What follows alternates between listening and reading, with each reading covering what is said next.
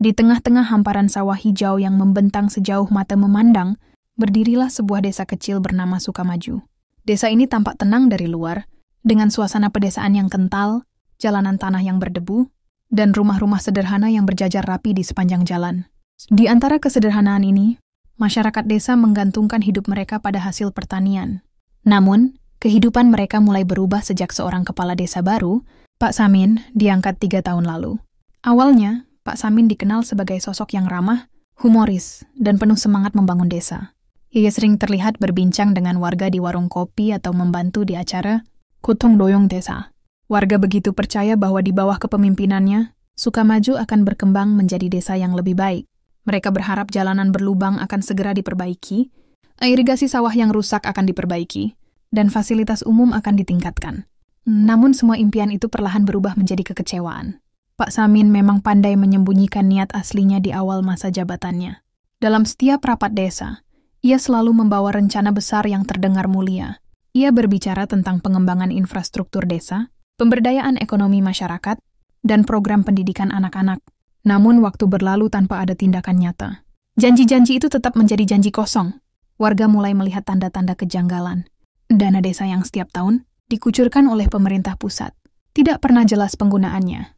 Laporan keuangan yang disampaikan oleh perangkat desa hanya berupa angka-angka yang sulit dimengerti tanpa rincian yang jelas. Pada saat yang sama, rumah Pak Samin yang dulunya sederhana berubah menjadi rumah megah dengan pagar tinggi. Di halaman rumahnya, terparkir sebuah mobil mewah yang tidak pernah dimiliki oleh kepala desa sebelumnya. Warga mulai bergosip, tetapi tidak ada yang berani mengungkapkan kecurigaan mereka secara langsung.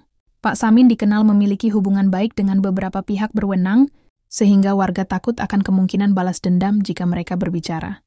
Hari-hari berlalu, dan kekecewaan warga Sukamaju semakin mendalam. Jalan berlubang yang seharusnya diperbaiki tetap dibiarkan rusak, bahkan seorang anak kecil pernah jatuh dari sepeda karena terjebak dalam lubang di jalan tersebut. Orang tuanya marah, tetapi hanya bisa menggerutu dalam hati. Di sawah, para petani mulai mengeluhkan saluran irigasi yang rusak. Tanaman padi mereka tidak mendapatkan pasokan air yang cukup, sehingga hasil panen menurun drastis. Apa gunanya punya kepala desa kalau kondisi desa kita tetap begini? Keluh Pak Darjo, seorang petani tua yang sering menjadi tempat warga curhat. Kekecewaan warga semakin nyata ketika balai desa, yang seharusnya menjadi pusat kegiatan masyarakat, tampak semakin usang. Atapnya bocor, dindingnya retak, dan tidak ada fasilitas yang memadai. Ironisnya, di saat desa tampak semakin terpuruk, Pak Samin justru sering terlihat berpesta dengan tamu-tamu dari luar desa. Mereka menikmati makanan mewah dan minuman mahal, sementara warga desa hanya bisa menonton dari jauh dengan perut kosong dan hati yang penuh amarah. Di warung kopi desa, gosip tentang Pak Samin menjadi topik utama. Setiap pagi, para lelaki desa berkumpul untuk membahas kehidupan sehari-hari. Tetapi pembicaraan mereka selalu berujung pada kecurangan kepala desa. Kita ini seperti ayam yang diperas telurnya, kata Pak Darjo suatu pagi, sambil menyeruput kopi hitamnya. Kita kerja keras bayar pajak, tapi hasilnya dinikmati oleh dia sendiri. Para lelaki mengangguk setuju, tetapi tidak ada yang berani menghadap langsung ke Pak Samin. Mereka tahu, kepala desa itu memiliki pengaruh besar. Ia sering terlihat dekat dengan aparat keamanan dan pejabat pemerintahan, sehingga melawannya dianggap seperti mencari masalah sendiri. Beberapa warga yang mencoba mempertanyakan, aliran dana desa malah dipermalukan di depan umum oleh Pak Samin.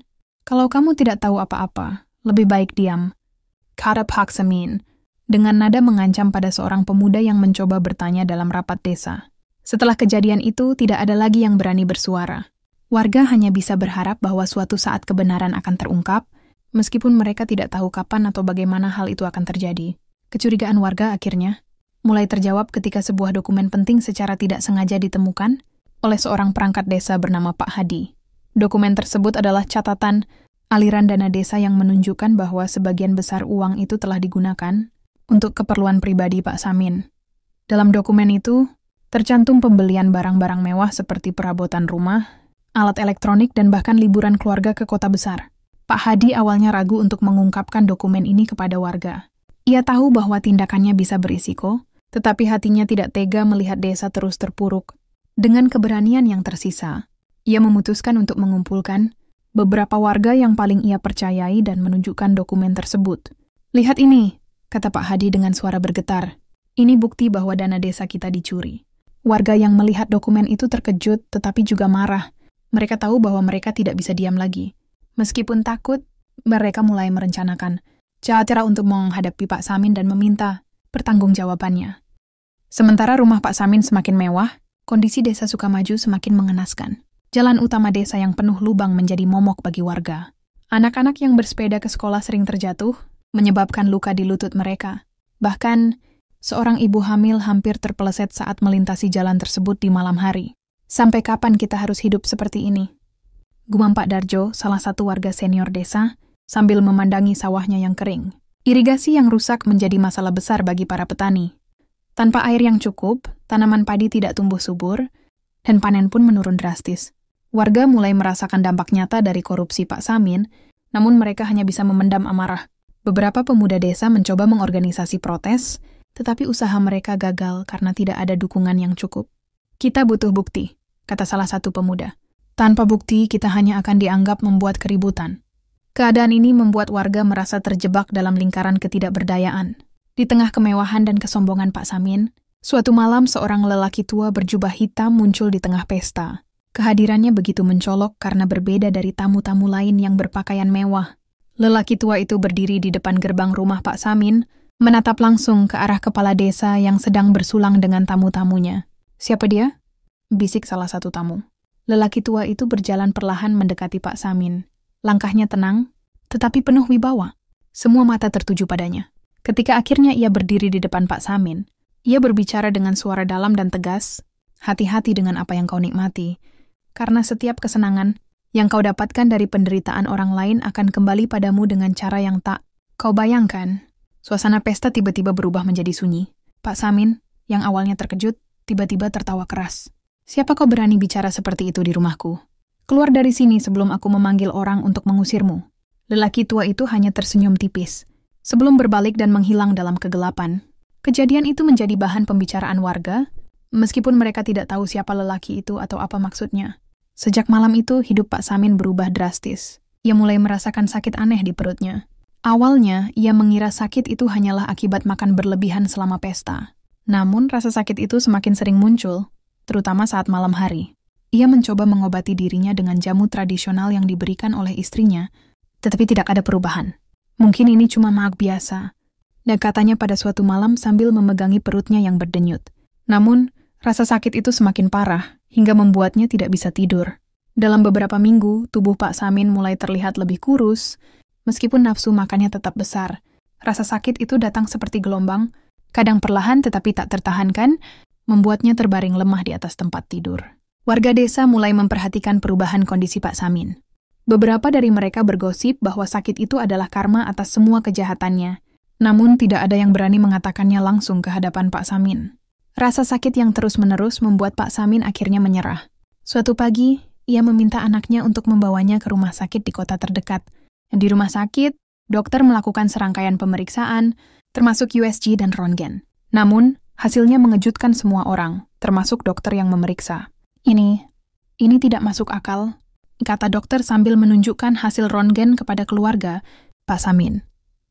Di dalam perutnya, terlihat jelas puluhan benda kecil menyerupai paku yang bersarang di berbagai bagian. Bagaimana mungkin ada paku di dalam tubuh manusia tanpa ada tanda-tanda luka luar? Tanya dokter bingung. Apa operasi segera dilakukan untuk mengeluarkan benda-benda itu? Ketika paku-paku itu akhirnya dikeluarkan, dokter dan perawat yang ada di ruang operasi tercengang.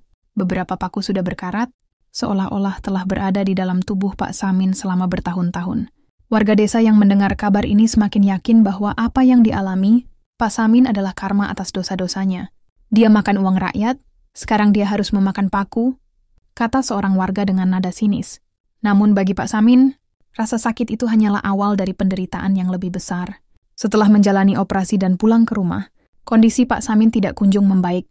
Meskipun paku-paku yang bersarang di perutnya telah dikeluarkan, rasa sakit itu tetap ada, bahkan semakin sering menyerang. Ia sering terbangun di tengah malam dengan keringat dingin membasahi tubuhnya, menggenggam perutnya yang terasa seperti ditusuk-tusuk dari dalam. Kenapa ini tidak selesai? Kenapa sakitnya tidak hilang? Gumamnya pelan dengan suara lemah. Istrinya Bu Saminah hanya bisa menatap suaminya dengan rasa bingung dan khawatir. Ia mencoba menenangkan suaminya dengan memijat perutnya, atau membawakan air hangat, tetapi semua itu tidak membantu. Warga desa yang mengetahui kondisinya mulai berbisik-bisik. "Ini pasti azab dari Tuhan," kata seorang ibu di pasar. Namun tidak semua warga bersikap sinis. Sebagian justru merasa iba, terutama ketika melihat kondisi tubuh Pak Samin yang kini jauh berbeda.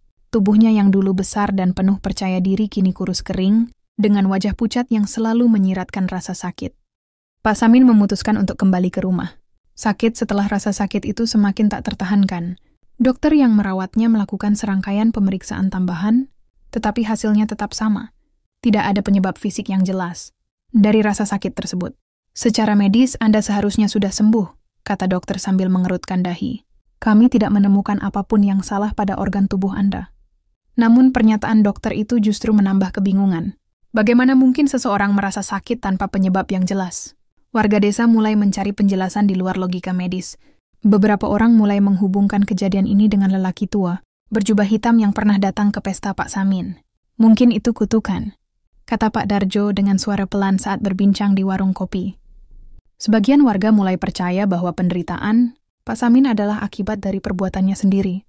Mereka mengingat bagaimana ia mengabaikan kebutuhan desa dan memanfaatkan uang rakyat untuk kepentingan pribadi.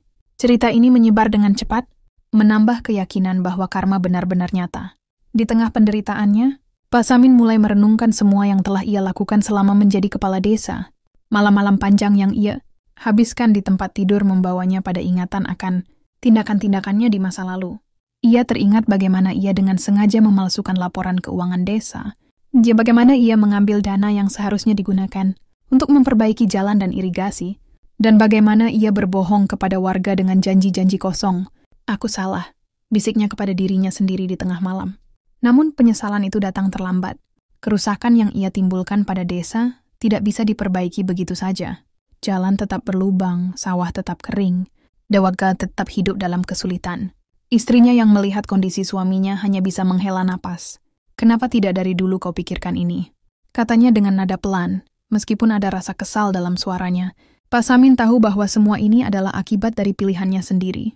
Namun ia tidak tahu bagaimana cara memperbaiki segalanya. Pada suatu hari, Pak Samin memutuskan untuk menghadapi warga desa. Dengan tubuh yang lemah, ia meminta anaknya untuk membantunya berjalan ke balai desa. Ketika ia tiba, warga yang berkumpul langsung terkejut melihat kondisinya. "Lihat dia sekarang," bisik seorang ibu. "Dulu sombong, sekarang seperti ini." Pak Samin berdiri di depan warga dengan suara yang bergetar. "Saya tahu kalian semua marah pada saya, dan kalian berhak marah. Apa yang terjadi pada desa ini adalah kesalahan saya." Suasana balai desa menjadi sunyi. Warga tidak menyangka bahwa Pak Samin akan mengakui perbuatannya. Ia melanjutkan, "Saya tidak bisa mengembalikan waktu, tetapi saya berjanji akan mengembalikan sisa dana desa yang masih ada. Namun janji itu tidak cukup untuk mengobati luka yang telah ia sebabkan." Warga tetap merasa bahwa apa yang ia lakukan tidak bisa dihapus hanya dengan pengakuan dan pengembalian uang. Uang bisa kembali, tapi waktu dan kehidupan yang hilang karena keserakahanmu tidak bisa. Nah, kata Pak Darjo dengan nada dingin. Pak Samin hanya bisa menunduk menerima semua kemarahan warga. Setelah pertemuan di balai desa, Pak Samin kembali ke rumahnya dengan hati yang hancur. Ia tahu bahwa meskipun ia telah mengakui kesalahannya, warga desa tidak akan pernah memaafkannya sepenuhnya. Dalam kesendirian, ia sering duduk di depan jendela, memandangi rumah-rumah warga yang sederhana, mengingat saat-saat ketika mereka percaya kepadanya. Tubuhnya semakin lemah dari hari ke hari, sementara rasa sakit di perutnya tidak pernah hilang. Lelaki tua berjubah hitam yang pernah datang ke pestanya tidak pernah muncul lagi, tetapi kata-katanya terus terngiang di telinga Pak Samin. "Apa yang kau ambil dari rakyat akan kembali padamu," dalam bentuk yang menyakitkan. Pak Samin menyadari bahwa penderitaan ini adalah hukuman yang harus ia tanggung. Ia mencoba untuk mencari kedamaian dengan berdoa, tetapi rasa bersalah selalu menghantui pikirannya. Desa Sukamaju perlahan mulai membangun kembali dengan sisa dana yang ia kembalikan, tetapi nama Pak Samin akan selalu dikenang sebagai simbol korupsi dan pengkhianatan terhadap rakyat. Kabar tentang kondisi Pak Samin menyebar ke seluruh desa Sukamaju dengan cepat, seperti angin yang membawa berita ke setiap sudut rumah warga. Tidak ada yang bisa menyembunyikan rasa terkejut sekaligus puas ketika mendengar bahwa kepala desa mereka yang selama ini hidup dalam kemewahan kini terbaring lemah dan menderita. Di pasar desa, gosip tentang Pak Samin menjadi pembahasan utama. "Itu dia, karma itu nyata," kata Bu Lastri sambil menyusun dagangan sayurnya. Dia pikir bisa lolos dari perbuatannya, tapi Tuhan tidak tidur.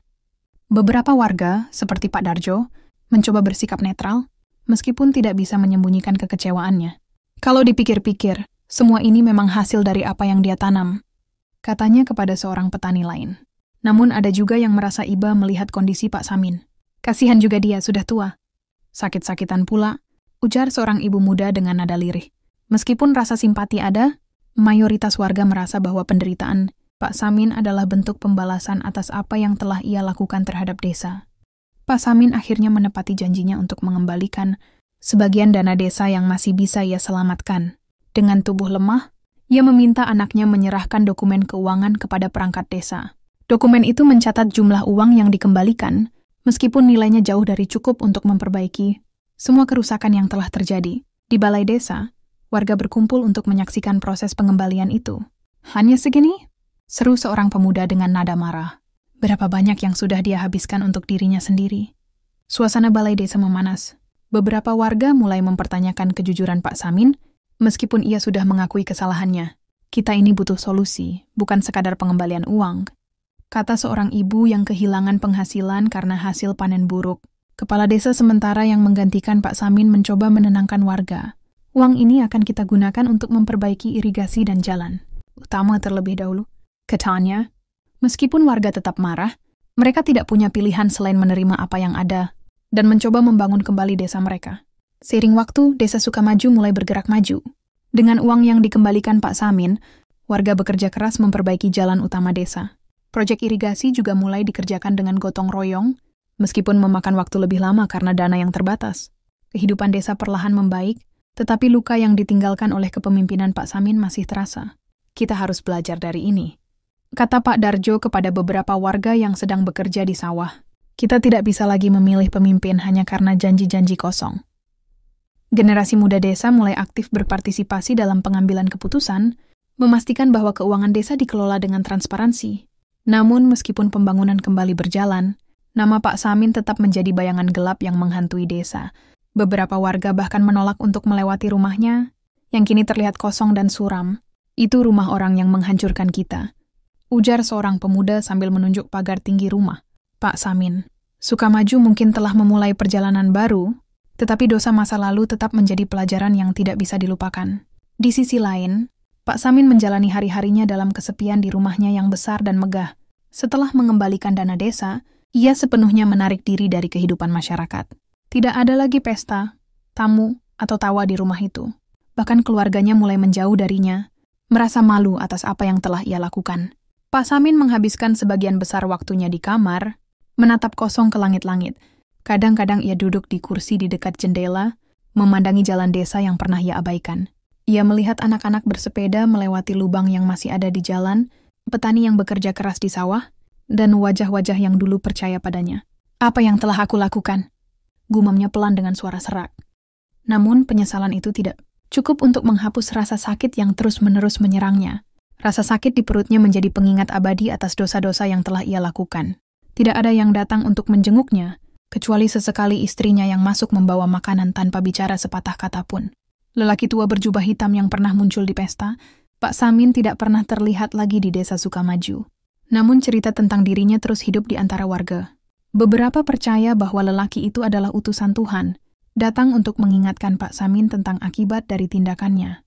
Yang lain menganggapnya sebagai simbol karma, membawa pesan bahwa keadilan selalu datang pada akhirnya. Dia bukan manusia biasa, kata seorang nenek kepada cucunya. Dia datang untuk menunjukkan bahwa kita tidak bisa lari dari apa yang kita perbuat. Bagi Pak Samin, lelaki tua itu menjadi bayangan yang terus menghantui pikirannya. Kata-katanya yang dulu dianggap lelucon, kini menjadi kenyataan yang tidak bisa ia abaikan.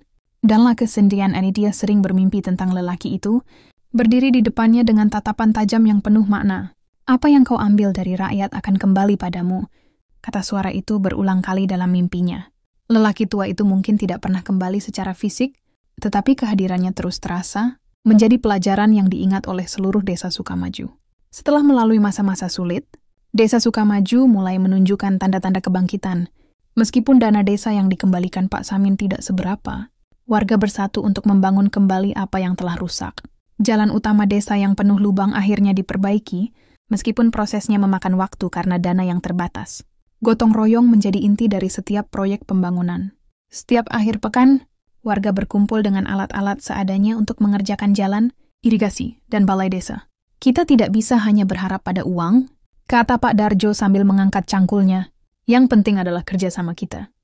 Generasi muda desa juga ikut ambil bagian, membawa semangat dan energi baru. Mereka menggunakan media sosial untuk menggalang dana, tambahan dari orang-orang di luar desa. Usaha ini berhasil mendapatkan perhatian dari berbagai pihak, sehingga bantuan mulai berdatangan, meskipun dalam jumlah kecil.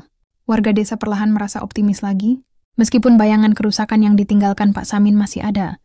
Sukamaju memang belum sepenuhnya pulih, tetapi semangat kebersamaan mereka menjadi fondasi yang kokoh untuk membangun masa depan.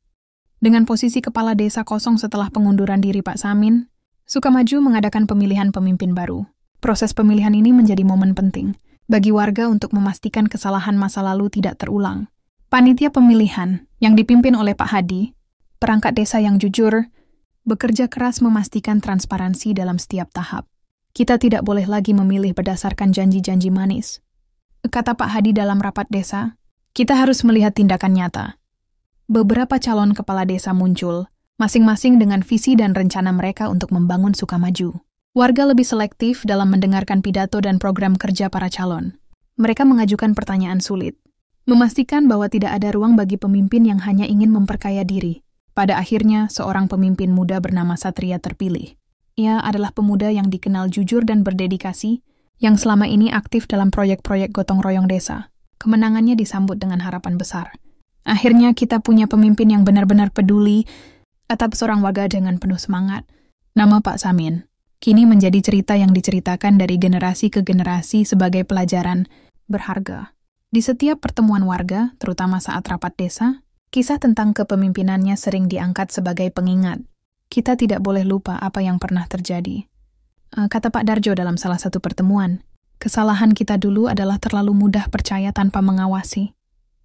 Cerita tentang Pak Samin juga menjadi bahan diskusi di sekolah-sekolah desa. Para guru menggunakan kisah ini untuk mengajarkan pentingnya kejujuran dan tanggung jawab kepada anak-anak. Bahkan, sebuah buku kecil tentang sejarah desa, Sukamaju yang ditulis oleh salah satu pemuda desa memuat bab khusus tentang kepemimpinan Pak Samin. Buku itu tidak hanya berisi kritik, tetapi juga harapan bahwa desa dapat belajar dari masa lalu untuk menjadi lebih baik. Meski demikian, ada sebagian kecil warga yang merasa kasihan pada Pak Samin, terutama mereka yang mengenalnya sebelum ia menjadi kepala desa. Dia dulu orang baik, kata seorang ibu tua, tapi kekuasaan mengubahnya. Di rumahnya yang besar namun sunyi, Pak Samin menjalani hari-hari terakhirnya dalam penyesalan.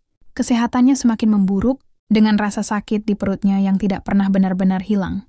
Warga desa jarang melihatnya keluar rumah, dan hanya segelintir orang yang masih peduli untuk menjenguk.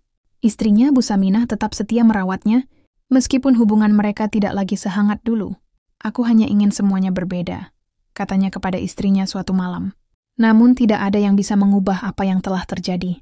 Suatu pagi, kabar duka datang ke desa. Pak Samin meninggal dunia di rumahnya, tanpa banyak orang yang mengetahui.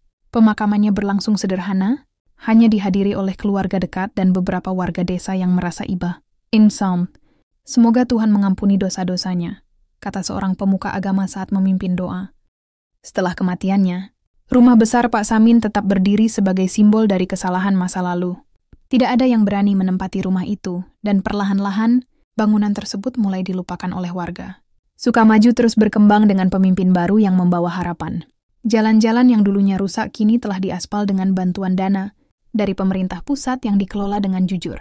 Irigasi desa kembali mengalirkan air, dan panen para petani menjadi lebih baik. Generasi muda Sukamaju mengambil pelajaran besar dari masa lalu.